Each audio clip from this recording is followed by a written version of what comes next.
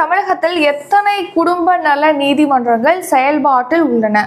Answer option A 40 நீதிமன்றங்கள். So அது என்ன குடும்ப நல நீதிமன்றங்கள் அப்படின்னு கேட்டிங்கன்னா, இப்போ ஒரு குடும்ப பிரச்சனை இருக்கும். ஸோ பிரச்சனை பார்த்தீங்கன்னா 2 உறவினர்களுக்கு இடையே மேற்கொள்ளப்பட்டிருக்கும். ஸோ அந்த பிரச்சனையில் பார்த்தீங்கன்னா சுமூகமாக அவங்க 2 பேருக்கு இடையே சமரசம் மேற்கொள்றது, நெக்ஸ்ட் வந்து அதுக்கான விரைவாக அந்த பிரச்சனைக்கு தீர்வு அளிக்கிறதுக்காக தான் குடும்ப நல நீதிமன்றங்கள் அப்படிங்கிறது நிறுவப்படுது. இப்போ நம்ம தமிழ்நாட்டில் 40 குடும்ப நல நீதிமன்றங்களானது இருக்கு. ஸோ இந்த குடும்ப நல நீதிமன்றங்கள் எந்த சட்டத்தின் கீழ் அமைக்கப்படுது அப்படின்னா, குடும்ப நீதிமன்றங்கள் சட்டம் 1984 கீழ் தான் இந்த குடும்ப நல நீதிமன்றங்களானது அமைக்கப்பட்டிருக்கு. அதாவது 2 உறவினர்களுக்கு இடையே வந்து பிரச்சனை நடக்கும்போது அவங்க 2 பேருக்கு இடையே சமரசத்தை ஊக்குவிக்கிறது, விரைவாக தீர்வு பெறுவதற்காக மாநில அரசுகள் பார்த்தீங்கன்னா அவங்களுடைய உயர்நீதிமன்றம், இப்போ தமிழ்நாடுனா சென்னை உயர்நீதிமன்றம், ஸோ அந்த மாதிரி ஒவ்வொரு மாநில அரசும் அவங்களுடைய உயர்நீதிமன்றத்தோட கலந்தாலோசிச்சு இந்த குடும்ப நீதிமன்றங்களை நிறுவுவதற்கு இந்த சட்டமானது வழிவகை செய்யுது. ஸோ இந்த குடும்ப நீதிமன்றங்கள் சட்டம் 1984 கீழ் தான் குடும்ப நீதிமன்றங்களானது நிறுவப்படுது.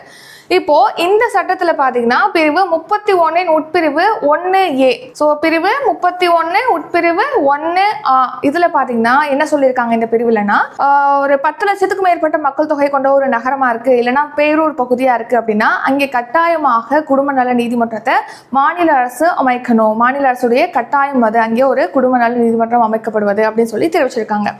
இப்போ நம்ம தமிழ்நாட்டில் எத்தனை குடும்ப நல நீதிமன்றங்கள் இருக்கு அப்படின்னா 40 குடும்ப நல நீதிமன்றங்கள் இருக்கு.